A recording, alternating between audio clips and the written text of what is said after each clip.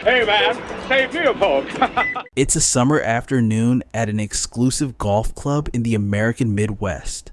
The fairways are immaculate, the members are insufferable, and somewhere below the 18th green, a groundskeeper is conducting psychological warfare against a gopher using explosives, a pitchfork, and what appears to be a dangerously personal level of commitment.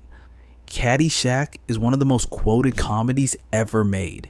It is also one of the most chaotic productions in Hollywood history. A film where the first cut ran 4.5 hours, the co-writer was in the grip of a serious depression the entire time, and the climactic explosion was set off without the golf course owners knowing it was happening. Stay until number 1, because the man at the center of all of it is gone, and what Harold Ramis said about him quietly years later is something you don't forget. Number 10. Carl Spackler wasn't in the original script. The first draft of Caddyshack was 200 pages long, roughly twice the length of a normal comedy screenplay.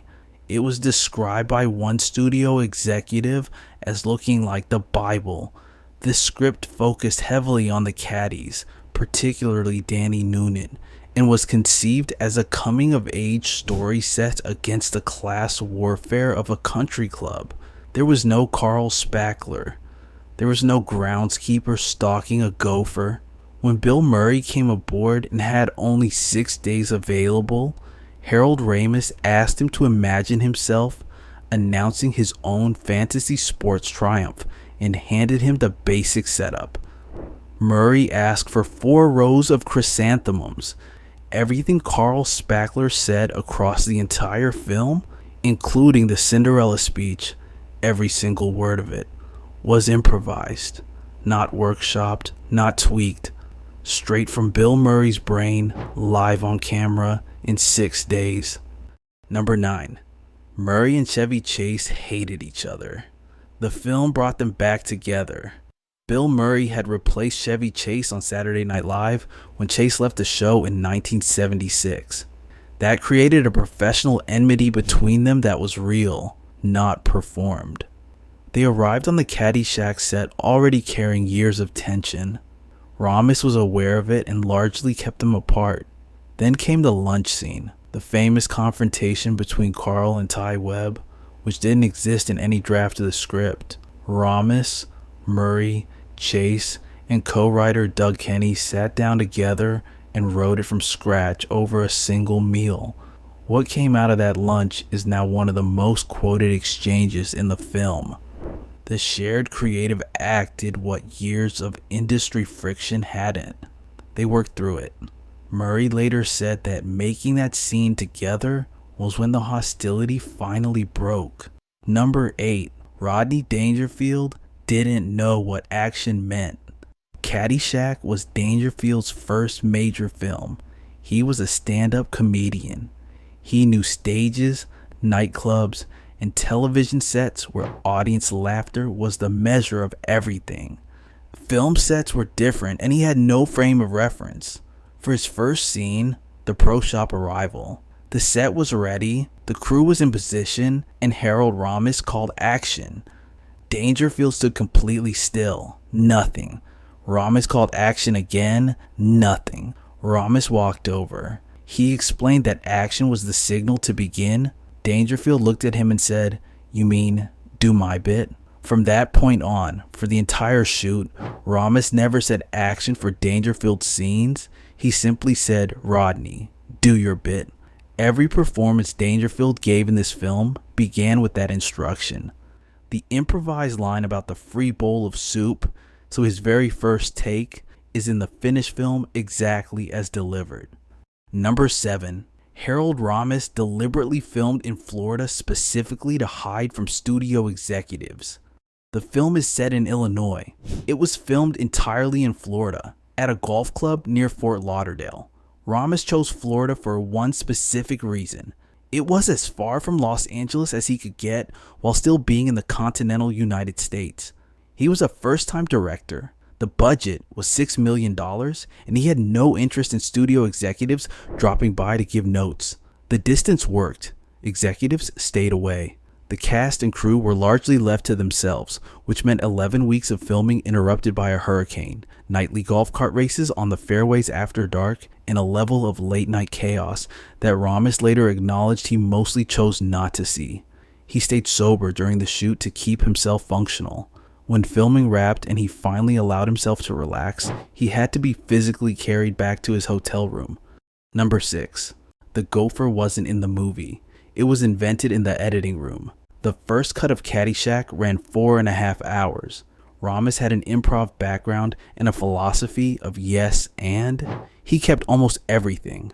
The result was a sprawling, disconnected collection of brilliant moments with no connective tissue. Multiple editors looked at the footage and struggled to find a through line. Executive producer John Peters suggested that the gopher, which appeared only briefly in the existing footage, could be the element that tied the film together. This required going back to the studio for an additional $500,000 to build an animatronic gopher. Additional scenes were then shot around it specifically in post-production. The entire gopher storyline, including the animated dancing sequence and Kenny Loggins' I'm Alright, was constructed after the film had officially wrapped. The most beloved running gag in the movie didn't exist while the movie was being made. Number 5. They blew up the real golf course while the owners were at dinner. The climactic explosion required detonating what appeared to be the 18th fairway.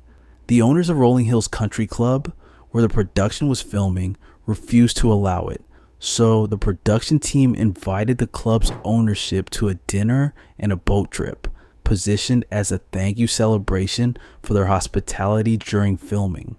While the owners were on the water, the pyrotechnics crew prepared the explosion. When it went off, it was significantly larger than planned. The force demolished the constructed hill entirely. A pilot in a commercial aircraft flying overhead reported seeing what appeared to be a plane crash and contacted air traffic control. The owners returned from their boat trip to find the fairway gone. The film had its climax. Nobody was arrested. Number 4. The Baby Ruth pool scene was based on something the Murray brothers actually did. The infamous scene where a candy bar is mistaken for something else in the country club pool and the resulting evacuation was not invented for the script. Brian Doyle Murray, who co-wrote the film and grew up caddying at the Indian Hill Country Club in Chicago, based it on a real prank that he and his brothers, including Bill, actually pulled at their school. The family was large, Irish Catholic, and genuinely from the world the film was drawing on. Danny Noonan's scholarship contest was inspired by a real caddy scholarship that one of their brothers won. Lou, the caddy master, was based on their actual caddy master, whose name was also Lou. Caddyshack is not a parody of a world. It is a reconstruction of one. Number 3. Michelle Pfeiffer turned down Lacey Underall. Before establishing herself as one of the defining actresses of the 1980s, Michelle Pfeiffer was offered the role of Lacey Underall. She turned it down because she was not willing to do nudity. The role went to Cindy Morgan.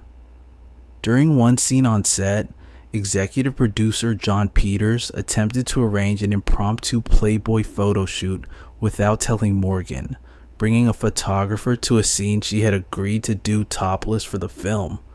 Morgan refused. Peters reportedly threatened her career. Co-star Michael O'Keefe and Harold Ramis backed Morgan up. The photographer left. Peters did not get what he wanted.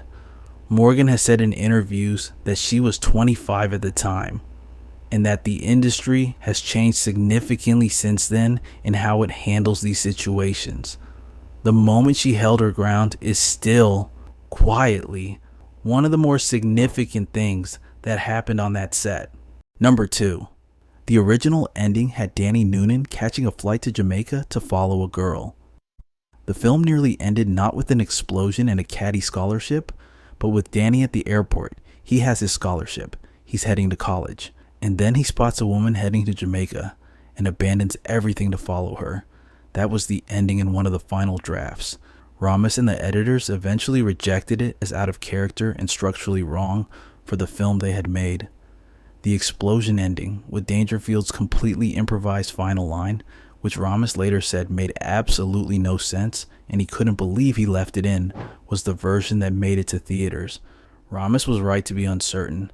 The line has been quoted ever since. Number 1.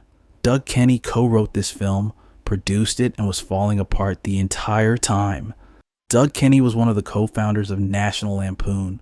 He co-wrote Animal House. He was one of the 2 or 3 most influential comedy writers of his generation, and he had spent the entire Caddyshack shoot in the grip of serious depression and substance abuse. When the film opened to mixed reviews, he was devastated. He had fought to keep the film centered on the caddies and the story he and Brian Doyle Murray had lived, and the editing had shifted everything to focus on the stars instead. Chevy Chase took Kenney to Hawaii to help him recover. Chase had to leave to return to work. On August 27, 1980, 1 month after Caddyshack was released, Doug Kenney fell from a cliff on the island of Kauai. He was 33 years old. His glasses and penny loafers were found neatly placed at the top of the cliff. The death was ruled accidental. Harold Ramis, who had been his friend and collaborator for years, was asked about it later. Ramis said quietly, "Doug probably fell while he was looking for a place to jump. The funniest movie of 1980 was written by a man who was already disappearing into the dark, and almost nobody in the audience knew. That is Caddyshack, an improvised masterpiece built from grief and chaos and 6 days of Bill Murray talking to chrysanthemums. Watch it again. It hits differently now." Tell us in the comments which scene you still quote.